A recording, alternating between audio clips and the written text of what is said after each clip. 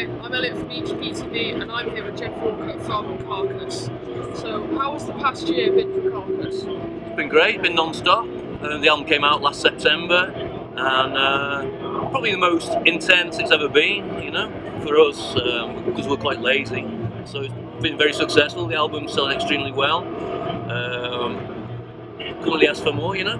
The band's probably more successful than it ever has been, you know, as far as critical acclaim and sales and all that, so it's been good, been cool.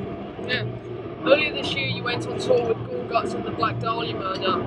Do you feel it's a positive thing to give the younger bands like the Black Dahlia Murder that kind of platform? They're being very sweet. They're not young, you know, those guys. They're like maybe 2 years younger than me, so I mean, maybe they could be seen as a relatively new band, but again, you know, Black Dahlia's been around for donkey's years, so's Gore Guts, you know.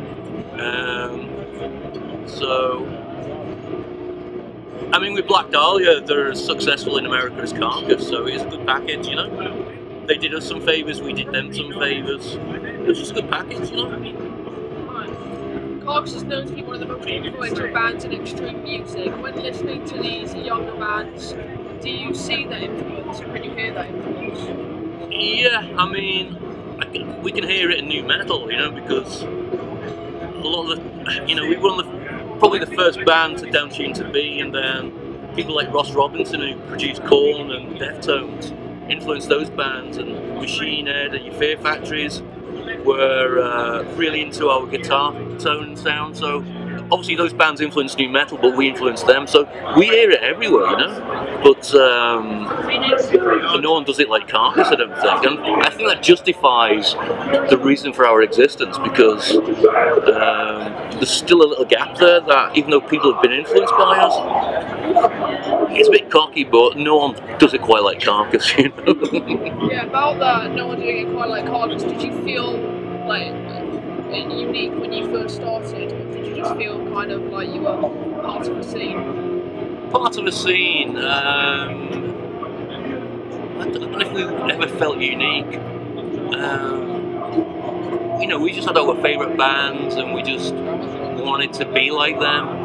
And the thing is, with a lot of bands, they try to be one or two bands, but our pool of influences was maybe 15 or 20 bands. So we weren't just copying one or two bits, we were influenced by a lot of things that make up our sound. I mean, we're heavily influenced by Slayer, but being influenced by a band doesn't mean you have to sound like them. And I don't think we sound like Slayer at the end of the day.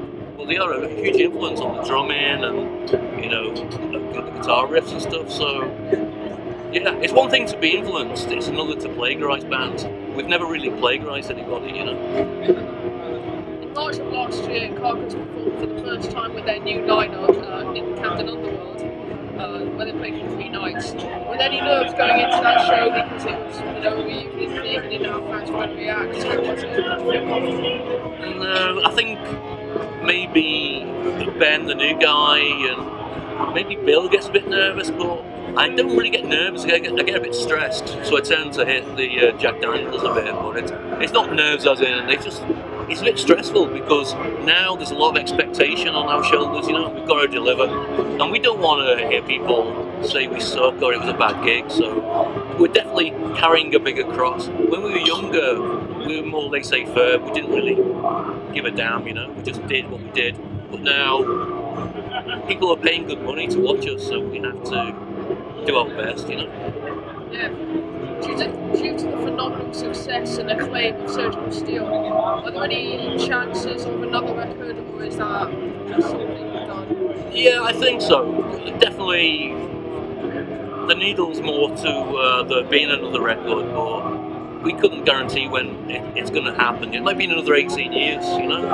So, as long as we've got some musical ideas that justify something that excites us, then we'll do it. But if it's another album that just sounds like Surgical Steel, then what would be the point, you know? And my final question is, what's next for Carcass? Just touring until the end of the year. We've got a tour we're going to announce on Monday with Obituary in the States, and then we're going to go to the Pacific, like New Zealand, Malaysia, Indonesia, and then Central America, and then that sees the year out. And then we've already got offers again for next year, so but it's going to be a bit more relaxed. this year, to justify to the record label the amount of money they paid, we took offers that we wouldn't normally take. You know, next year we're going to be a bit more choosy about what we do. So. Thank you very much for doing this. Thank you for your time, my friend. Nice shirt. Thank you.